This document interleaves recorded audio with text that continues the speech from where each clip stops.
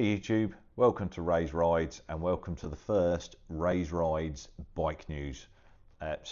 December in the UK, it's a bit cold, wet and miserable outside. It gets dark really quick. You can't do a lot of riding, so I thought I would do some new content for the channel based around what's happening in the bike world here and now. So if that sounds interesting to you, grab yourself a cup of tea and then come and sit and join me for the next 5 or 10 minutes. So, what's been happening this week in the world of bikes? I'm sure you've all heard about the sad news about KTM and filing for voluntary insolvency. There's been so many comments and so many YouTube videos about it. All I want to say is KTM, I wish you the very best of luck and I hope you can get some much needed investment and get yourselves back on your feet. I was on your stand a couple of weeks ago at the NEC Bike Show and it looks like you've got some really good models lined up for release in 2025, so I hope that doesn't get affected. Obviously not just for KTM as a global brand, but also for all your dealerships as well, especially as some of them are independents and it's their livelihood as well. So yeah, I really hope you get yourself sorted out there, KTM. Something else I wanted to do was review the Adventure Bike Rider magazines, or the ABR magazines, not the whole thing from cover to cover, but I've been an avid subscriber of the ABR magazine now for many years, and I'll just quickly go through and pick up the things that kind of caught my eye, and I don't want to spoil the magazine for anybody or anything like that. So obviously, first of all, Billy Johnson from ABR, he's reviewed the 1300 GSA. As I say, I'm not going to go into it. You can read it yourself if you want to buy yourself a copy, or you can look at my my GSA review that I've posted on my channel a few weeks back. Yeah, it's a very good, thorough, in-depth review, and I'm sure this is going to spark some debate or some comments below. But I don't think you can argue with the fact that when you think of an adventure bike, ultimately, the daddy of the adventure bike is the BMW 1300 GS Adventure, and I don't think you can argue with that, if I'm being completely honest with you. And it made me buy one. So yeah, whatever BMW are doing, they carry on doing it really well. Right, the ABR Festival. So Adventure Bike Rider put on a festival every year. I think it's been running 4 or 5 years now. I've never actually been, even though I'm an avid adventure bike rider, I've never actually been to it, but I'm pleased to say that me and a couple of mates are going to it in June 2025, and from seeing all the videos and the content that's based around the previous festivals for the weekend, I can't wait. It looks absolutely fantastic, so I think it'll be really good.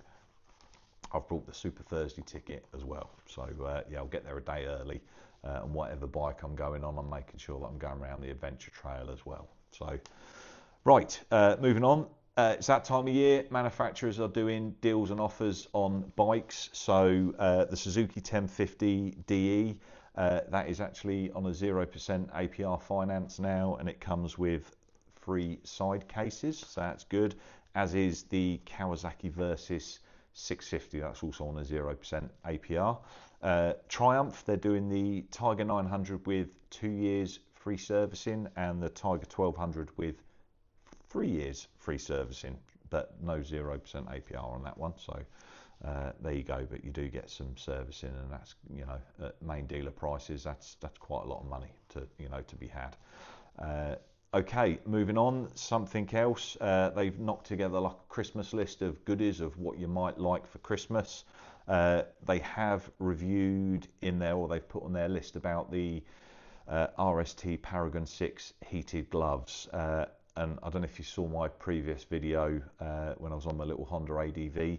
I did buy a pair of those, and they're fantastic gloves. I just found them far too thick for my hands, and I couldn't actually reach the clutch and the front brake effectively. So got them from a local sports bike shop. I took them back and I exchanged them for the Kais 601s, which are a little bit thinner, but equally still a good glove.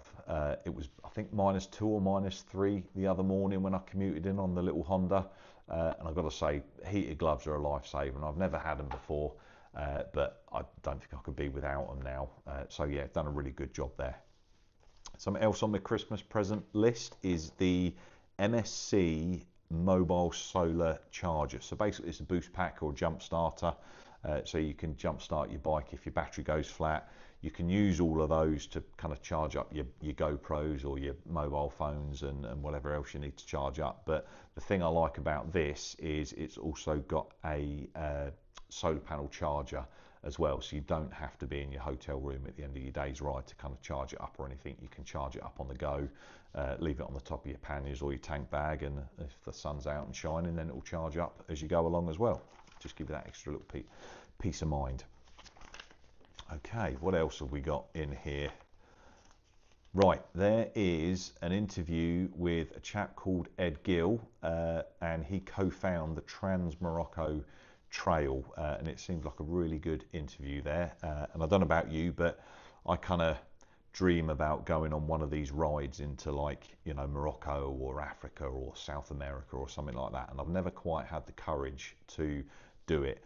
Hopefully one day I will do. I've got my GSA outside now, so I've got the perfect bike to do it. Yeah, maybe one day, who knows, I'll be traveling around there. But there's some really inspiring stories in every copy of the ABR magazine, actually, that you know, travel stories, primarily around motorbikes, obviously, that should hopefully inspire you, and maybe one day I'll end up going myself. So there you go. That was my 2-minute review of the ABR magazine. So if you like the idea of that, or you haven't brought that, they come out bi-monthly. I think it's about £6, £7 for a copy of it, but it's usually got jam-packed features of bike reviews, kit reviews, and you know, in general, what's going on. So I mentioned earlier as well about I went to the NEC show. I'm going to pop a little video on the screen in a moment about there were 3 lightweight adventure bikes that I really like the look of, and I did have every intention of actually doing a blog while I was there and releasing that, but it was so busy on the Saturday that I went, I just couldn't get any decent footage of the bikes. You've got the BMW F900 GSA concept bike. All I'm going to say is, BMW, please make that, and please hurry up, because that looks absolutely fantastic. That'll be a great addition to the, you know, be a little baby brother to the 1300 GS that I've got out in the garage. But that looks great. It's going to be a twin-cylinder 450cc engine. It's going to have 48 brake horsepower, and its estimated weight is about 175 kilos, I believe. I don't know too much else about it, and there's not a lot on the specs yet because it is a concept bike, but it does look really good. Second bike that I kind of have been following for about 6 months or so is the KTM 390 Adventure R, and up until I saw it on the stand, all I've ever seen are those YouTube videos of the guys that are in India riding the bikes, because I believe that's where the bike's going to get made. So as long as KTM can get themselves back on their feet, I hope that will come out next year as well. But that looks fantastic. That's going to have 44 brake horsepower. It's slight up in capacity from the current 390 Adventure. Fully adjustable WP Explorer suspension, front and rear, I believe. And obviously the big thing for that is going to have a 21-inch front spoked wheel as well, instead of the current 19-inch on the current 390 Adventure. And then finally, a bike that is, you know, brings back really good memories for me of, you know, riding when I was younger, is Suzuki are reviving the DRZ 400S. And what I really like about this is it looks near identical to the original one, and I just really like that. With the exception of the front headlight, they've made this weird little circular light, and I wish they would have just stuck with the original square light and maybe made it an LED light or something like that. But yeah, you've got to love a DRZ. There's a really good video, I think it's called Mondo Enduro, Vince Austin, or Austin Vince, sorry. It did you know, with his brother and a few of his mates a long time ago. Basically went around the world on actually they were DR350s, I believe. But yeah, Suzuki, I hope you can bring that out later on in the year as well. I think that's probably more of a trail bike than an adventure bike. You know, it will sit on the road, it will do road work as well, but I think that's more orientated for the, you know, the lightweight trail bikes rather than adventure bikes. And there you go. So oh no, almost forgot, next weekend I will be I've got an extended test ride or a loan of a BMW F900 GSA, and I'll be out rain or shine, making a video about that. So if there's anything you want to know in advance, pop it in the comments below and I'll make sure that I capture that for you when I release the video in a couple of weeks. So really looking forward to that. And that's it for the first Raise Rides bike news. So if you liked that, like and subscribe to the channel, and we'll look forward to seeing you in the next one. Take care. Bye for now.